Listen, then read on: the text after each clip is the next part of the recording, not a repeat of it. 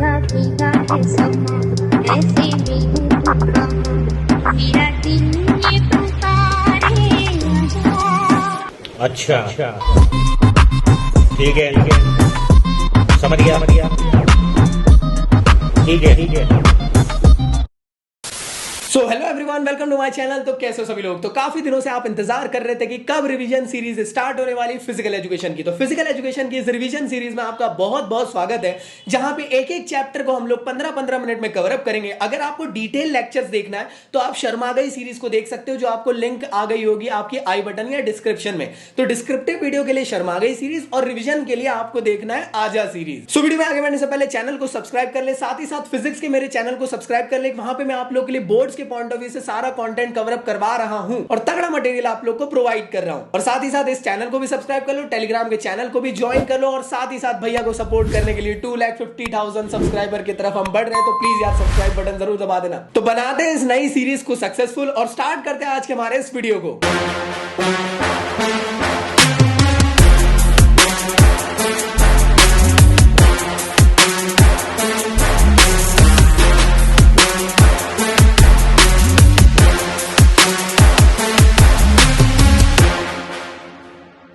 Video में आगे बढ़ने से पहले एक चीज याद रखना, ये 15 मिनट का वीडियो है। इसके बाद आप लोग को सैंपल पेपर की प्रैक्टिस करना है। एग्जाम पॉइंट ऑफ व्यू से बहुत ज्यादा बेनिफिशियल रहेंगे आप लोग के लिए ओसवाल गुरुकुल के सैंपल पेपर। इसको जल्दी से जल्दी आप लोग परचेस कर लो, लिंक डिस्क्रिप्शन में गिवन है, वहां से जाके आप लोग फिजिकल एजुकेशन के कवर अप कर सकते हो सैंपल पेपर। एक चीज याद रखिएगा, आपको फिजिकल एजुकेशन के साथ साथ बाकी सारे सब्जेक्ट कवर अप हो रहे हैं, मतलब 5 सब्जेक्ट कवर अप हो रहे हैं आपके इस बुक के अंदर। तो जल्दी से जाइए, इस बुक को आप लोग परचेस करें, लिंक डिस्क्रिप्शन में गिवन है, अमेजॉन से जाके आप ले सकते हो, या किंडल के थ्रू आप कम दाम के अंदर यार एक बुक के अंदर सारे सैंपल पेपर कवर अप कर सकते हो, सारे सब्जेक्ट के इंक्लूडिंग फिजिकल एजुकेशन। सो चलिए स्टार्ट करते हैं हमारे chapter number 1 management of sporting event को। तो ये फिजिकल एजुकेशन क्लास 12 के पॉइंट ऑफ व्यू से होने वाला और रिवीजन के लिए वीडियो रहने वाला है। सो वीडियो में आगे बढ़ने से पहले फॉलो अप जरूर कर ले मुझे इंस्टा में, टेलीग्राम पे और साथ ही साथ अनअकैडमी में, जहां पर मैं ढेर सारी फ्री क्लासेस लेता रहता हूं। जो भी क्लास की अच्छी क्लिप लगती है आप लोग मुझे इंस्टा पे टैग कर सकते हो, मैं आपको स्टोरी में जरूर शाउट आउट दूंगा। तो इसके अलावा बात कर लेते कि आखिर पढ़ने क्या वाले। तो हम लोग पूरा का पूरा सिलेबस के अकॉर्डिंग ही टॉपिक को कवर अप करने वाले और 2022-2023 के अकॉर्डिंग ही सभी चीजें देखने वाले हैं। और आगे बढ़ने से पहले अनअकैडमी का एक बेहतरीन सा ऑफर चल रहा है। अगर आपके छोटे भाई बहन है तो आप उनको अनअकैडमी का सब्सक्रिप्शन दिला सकते हो सीबीएसई के प्लस सब्सक्रिप्शन में, जहां पे 35% ऑफ मिल रहा है अनअकैडमी के सब्सक्रिप्शन में। और मेरे कोड यूज करके आप लोग इस सब्सक्रिप्शन को पा सकते हो।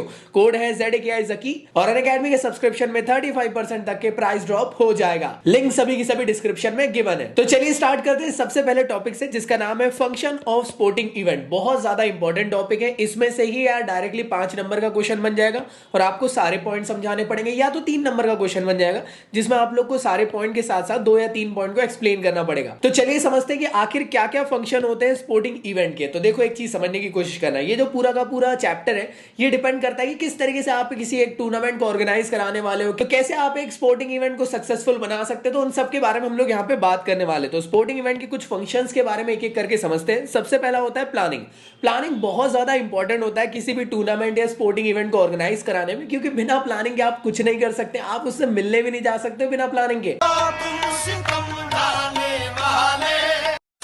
तो यार प्लानिंग बहुत ज्यादा इंपॉर्टेंट है, क्योंकि प्लानिंग में आप लोग किसी भी स्पेसिफिक गोल के बारे में पहले से सोच के रखते हो कि कैसे आप उसको इंप्लीमेंट करोगे, कैसे आप उसको सक्सेसफुल बना सकते हो, कैसे आप लोग उसमें बेटर परफॉर्म करके आप अपने गोल को और ज्यादा बेहतर तरीके से सक्सेसफुली अचीव कर सकते हो। तो प्लानिंग बहुत ज्यादा इंपॉर्टेंट है। बिना प्लानिंग के कोई भी टूर्नामेंट ऑर्गेनाइज नहीं हो सकता है, और साथ ही साथ बिना प्लानिंग के पढ़ाई भी नहीं हो सकती है। तो बहुत ज्यादा इंपॉर्टेंट की पॉइंट है प्लानिंग। अगला होता है डायरेक्टिंग। तो डायरेक्टिंग काफी ज्यादा इंपॉर्टेंट रोल प्ले करता है किसी भी इंडिविजुअल मेंबर्स को मोटिवेट करने के लिए, उनको गोल की तरफ ओरिएंट करने के। आप एक डायरेक्टर हो यार, आप अपनी टीम के अंदर सभी लोगों को यार गोल की तरफ ले जाने की कोशिश करोगे, जिससे कि सक्सेसफुली गोल अचीव हो सके। तो मैं कह सकता हूं कि यार डायरेक्टिंग एक किस्म से फोकस प्रोवाइड करता है इंडिविजुअल एम्प्लॉय को, जिसके थ्रू वो अपने गोल को सक्सेसफुली अचीव कर सके। इसके अलावा अगला होता है स्टाफिंग। तो स्टाफिंग बहुत ज्यादा इंपॉर्टेंट है। सोचो मैंने ढेर सारे लोगों को बुला लिया कि भैया टूर्नामेंट ऑर्गेनाइज कराना है, और अब क्या करना है आप लोग को यहाँ पे कि जितने भी लोग हैं उनको उनके एक्सपर्टीज के अकॉर्डिंग I'm out. आपको उनका काम काम दे देना, जिसके थ्रू यार वो उनके फील्ड में बेटर तरीके से वर्क करेंगे और साथ ही साथ टूर्नामेंट अच्छे से ऑर्गेनाइज हो जाएगा। मान लो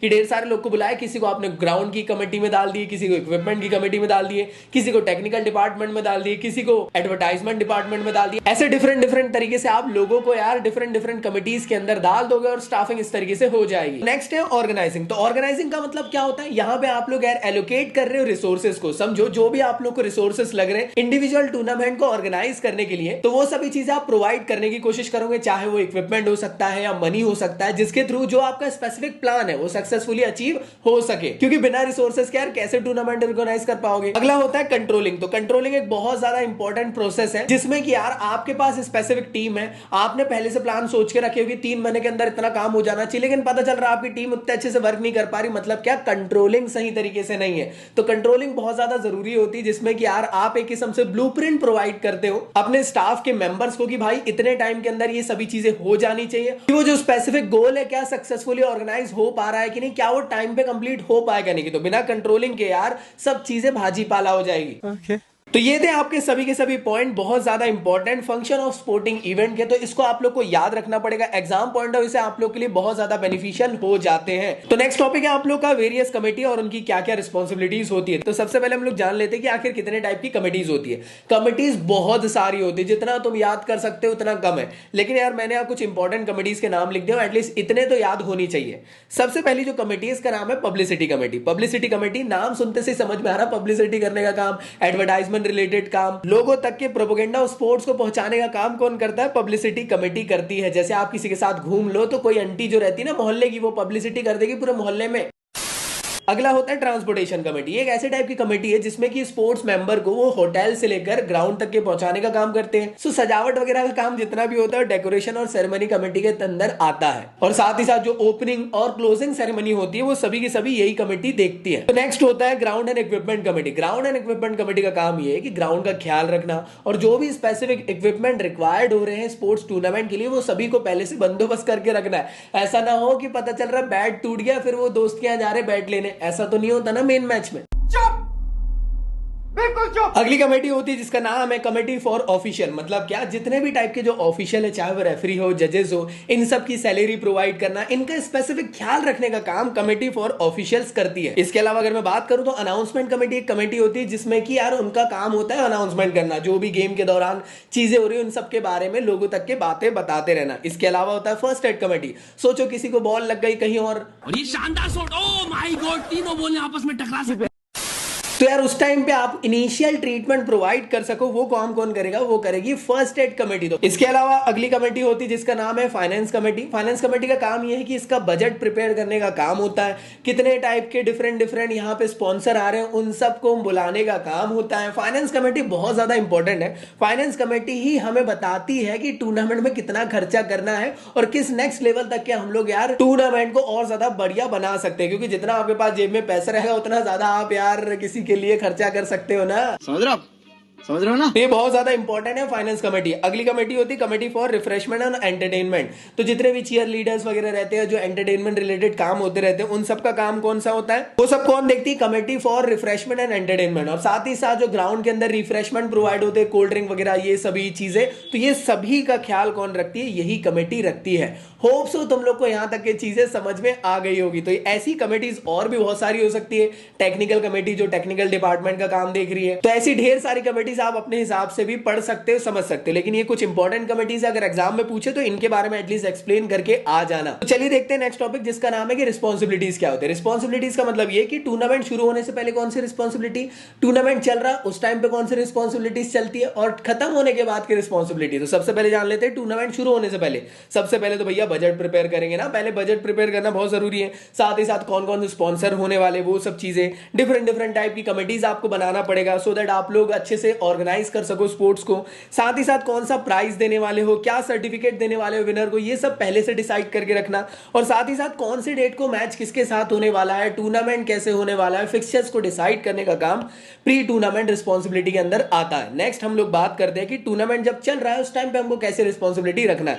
सबसे पहली चीज, जो भी यार टूर्नामेंट वहां पे चल रहा है उसके अंदर गुड डिसिप्लिन और साथ ही साथ गुड कंट्रोल रह सके। साथ में जो टूर्नामेंट चल रहा है उसके प्रॉपर रिकॉर्ड्स आप लोग को रखना है और इसके अलावा आप लोग को इलेक्ट्रॉनिक और साथ ही साथ प्रिंट मीडिया को हर टाइप की information time to time provide करते रहना है। तो चलिए जानते हैं कि आखिर टूर्नामेंट खत्म होने के बाद की कौन सी रिस्पॉन्सिबिलिटी होती है। जो विनर है भैया उनको सर्टिफिकेट और उनका प्राइज दे दो वरना जंग हो जाएगी।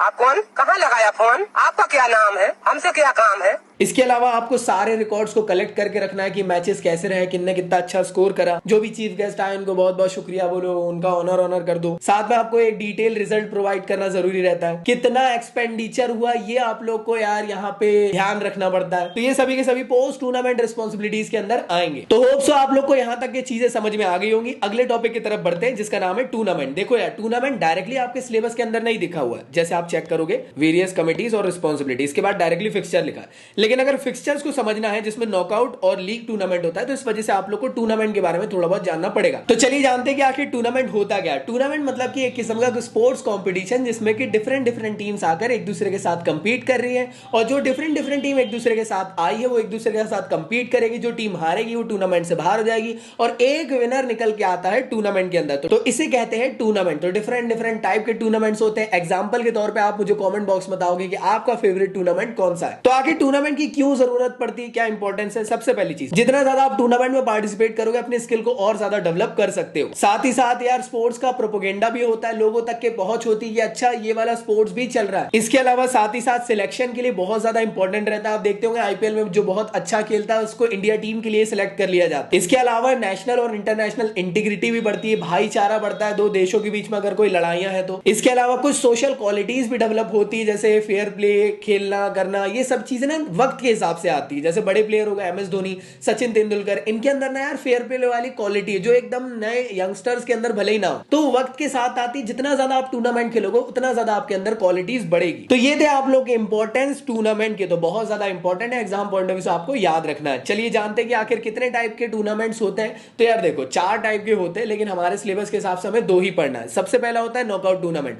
नॉकआउट टूर्नामेंट एक ऐसे टाइप का टूर्नामेंट है जिसमें कि अगर 2 टीम एक दूसरे के साथ कंपीट कर रही है, ए टीम ने बी टीम को हरा दी तो वो डायरेक्टली एलिमिनेट हो जाएगी और जो विनर टीम है वो टूर्नामेंट में आगे खेलेगी। तो मैं कह सकता हूं नॉकआउट टूर्नामेंट करो या मरो वाला टूर्नामेंट होता है। इसे डू और डाई टूर्नामेंट या सिंगल एलिमिनेशन टूर्नामेंट भी कहते हैं। याद रखिएगा अगर ए टीम और बी टीम खेल रही है, बी टीम हार जाएगी तो टूर्नामेंट से डायरेक्टली बाहर हो जाएगी और ए टीम प्रोसीड करेगी आगे की तरफ। तो ऐसे टाइप के टूर्नामेंट को कहते हैं नॉकआउट टूर्नामेंट। तो नेक्स्ट होता है लीग टूर्नामेंट। तो लीग टूर्नामेंट एक ऐसे टाइप के टूर्नामेंट होते हैं जिसमें कि अगर ए टीम और बी टीम एक दूसरे के साथ कंपीट कर रही है, लेट से बी टीम हार गई तो वो डायरेक्टली टूर्नामेंट से बाहर नहीं होगी। उसके पास एक या एक से ज्यादा चांसेस है जिसके थ्रू वो टूर्नामेंट में बने रह सकती है और अपने परफॉर्मेंस को और ज्यादा बेटर करके आगे बढ़ सकती है। तो अगर एक चांस मिल रहा है तो उसे कहेंगे सिंगल लीग टूर्नामेंट। अगर 2 चांसेस मिल रहे हैं हारने के बाद भी तो उसे कहेंगे डबल लीग टूर्नामेंट। तो ये बहुत ज्यादा इंपॉर्टेंट है, इसको आप लोग को याद रखना होगा। इसके अलावा एक और चीज याद रखना, लीग टूर्नामेंट को बर्जर सिस्टम भी कहते हैं और साथ ही साथ इसे राउंड रॉबिन टूर्नामेंट भी कहा जाता है। एग्जाम में कई बार ये चीज पूछी जाती है। आप में से काफी सारे लोगों के दिमाग में आ रहा होगा कि यार भैया लीग टूर्नामेंट में विनर कैसे डिसाइड होते हैं। नॉकआउट में तो समझ में आ गया, जो जीत रहा है वो विनर कहलाएगा, जो हार रहा है वो बाहर निकल जाएगा। लेकिन लीग में कैसा हो रहा है?